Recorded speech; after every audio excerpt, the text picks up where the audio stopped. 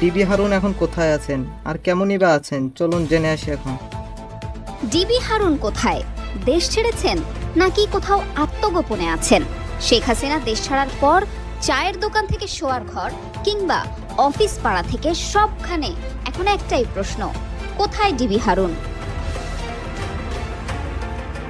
নানান রকম বিতর্কিত কর্মকাণ্ডের কারণে বাংলাদেশ পুলিশ বাহিনীতে ব্যাপক আলোচিত ছিলেন অতিরিক্ত কমিশনার হারুনুর রশিদ। ঢাকা মহানগর পুলিশের গোয়েন্দা বিভাগের প্রধান থাকায় তিনি ডিবি হারুন নামেই পরিচিত ছিলেন। ছাত্র জনতার ব্যাপক বিক্ষোভের মুখে গত 5 আগস্ট পদত্যাগ করে দেশ ছাড়তে বাধ্য হন শেখ হাসিনা। তার দেশ ত্যাগের পর পলাতক আছেন পুলিশের অন্তত 57 জন ঊর্ধ্বতন কর্মকর্তা, এর মধ্যে আছেন হারুনুর রশিদও। হারুনের পরিবারের সদস্য, পুলিশের সহকর্মী ও গোয়েন্দা সূত্রে জানা গেছে তিনি নিজের বাসা এমনকি আত্মীয় স্বজন কারো বাসাতেই থাকছেন না, তিনি গা ঢাকা দিয়ে দেশেই আছেন। তবে আরেকটি সূত্রে নিশ্চিত হওয়া গেছে ডিবির এই কর্মকর্তা গত 6 আগস্ট গণপিটুনির শিকার হয়ে রাজধানীর একটি বিশেষায়িত হাসপাতালে চিকিৎসাধীন। ডিবি হারুনকে নিয়ে জনমনে আরও একটি প্রশ্ন উকি দিচ্ছে। 5 আগস্টের শেষ কয়েক ঘন্টা কেমন ছিল তার? কি করেছিলেন তিনি?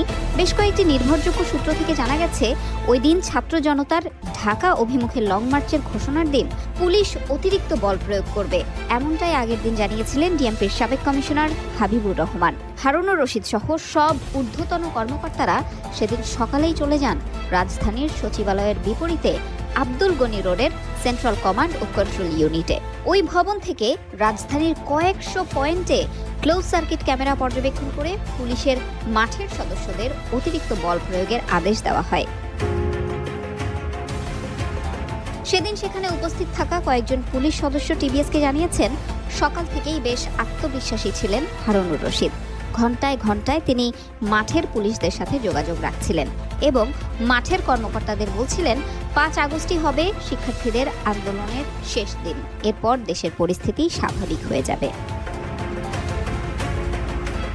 এর মাঝেই সেনাবাহিনী প্রধান দুপুরে ভাষণ দেবেন এমন খবর ছড়িয়ে পড়লে আত্মবিশ্বাসী হয়ে ওঠেন হারুনুর রশিদ।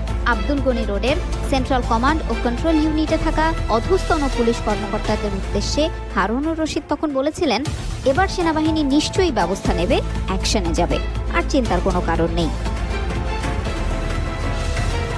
শেখ হাসিনার পদত্যাগ ও দেশ ত্যাগের খবর ছড়িয়ে পড়লে আন্দোলনকারীরা নেমে আসে ঢাকার রাজপথে। তখন ডিএমপির সেন্ট্রাল কমান্ড ও কন্ট্রোল ইউনিট ভবনের দিকে উত্তেজিত জনতা ইট পাটকেল ছুটতে থাকেন। প্রাণ ভয়ে এর মধ্যেই অনেক পুলিশ কর্মকর্তা তাদের ইউনিফর্ম খুলে ফেলেন।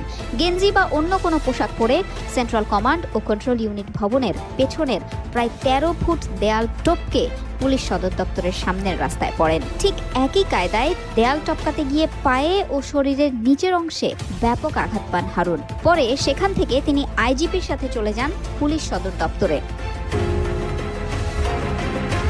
2006 সালে ডিবি লটারিতে আমেরিকার ভিসা পান হারুনের স্ত্রী। বৈধ ভিসা থাকায় সেই সূত্রে আমেরিকা পালানোর চেষ্টা করেছিলেন তিনি। যোগাযোগ করেন মার্কিন দূতাবাসেও, নিশ্চয়তা চান তাকে অক্ষত অবস্থায় বিমানবন্দরে বিমানে তুলে দিয়ে আসার। তবে কূটনৈতিক সূত্র জানায় তার প্রস্তাব নাকচ করে দেয় দূতাবাস। পরে তিনি সেখান থেকে ফিরে আসেন। এরপর কাউন্টার টেরোরিজম ইউনিটের সোয়াতের একটি গাড়ি হারুনকে মিরপুরে কোনো একটি জায়গায় দিয়ে আসে। সেখানে কিছু ব্যক্তির সাথে আলাপ করে বিমানবন্দর দিয়ে পালানোর চেষ্টা করেন হারুন। গাড়িতে করে পৌঁছেও যান বিমানবন্দরে। তবে বিমানবন্দরের টার্মিনালে প্রবেশের আগেই জনতা তাকে দেখে চিনে ফেললে মারধরের শিকার হন তিনি।